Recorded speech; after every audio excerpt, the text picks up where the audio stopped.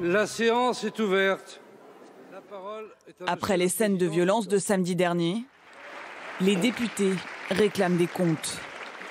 Je ne reviendrai pas sur le président de la République qui a choisi de passer son week-end au ski au moment où Paris brûlait. Ni sur les soirées animées de votre ministre de l'Intérieur. Vous comprendrez que les Français soient atterrés par tant de légèreté, d'insouciance et d'incompétence. Votre stratégie du maintien de l'ordre est un échec total, Monsieur le Premier ministre. Vous avez raison, Monsieur le Président Jacob. Nous avons constaté des dysfonctionnements. Ces dysfonctionnements tiennent à la non-application, à la mauvaise exécution d'une stratégie qui avait été fixée par le gouvernement après les événements du 1er décembre. Au banc des accusés, le gouvernement se défausse sur le préfet de police de Paris, qui a été limogé la veille. Depuis 30 ans, l'organisation de l'ordre public dans ce pays n'avait pas été revue. Nous l'avons revue en profondeur, avec des instructions extrêmement claires. Et nous avons demandé, parce que nous avions les informations sur la mobilisation de casseurs, nous avons demandé au préfet de police que l'ensemble des moyens qui avaient été mis en œuvre pour le 8 décembre soient mis en œuvre. Tel n'a pas été le cas. La parole est à Monsieur le Premier ministre. Après un rappel des nouvelles mesures, Édouard Philippe cherche à réaffirmer son autorité. Le peuple français n'accepte pas ces comportements.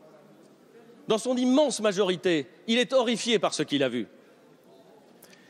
Nous devons donc apporter une réponse politique, non pas à ceux qui cassent et à ceux qui font œuvre de violence. Aucune réponse politique ne les satisfait.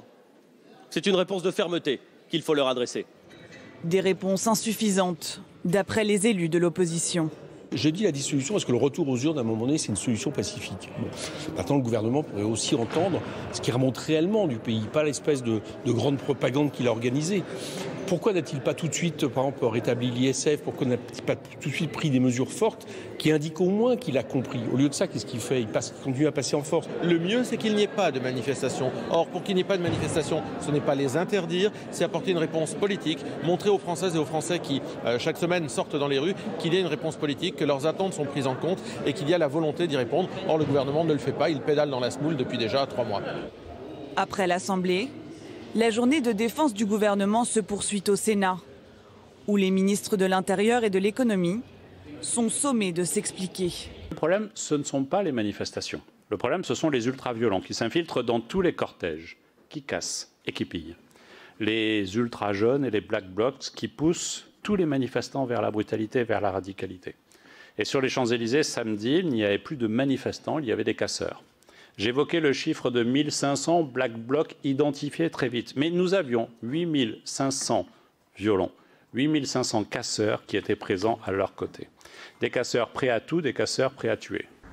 Les parlementaires veulent comprendre pourquoi cet énième acte de violence et comment sortir de cette succession de samedis sous haute tension.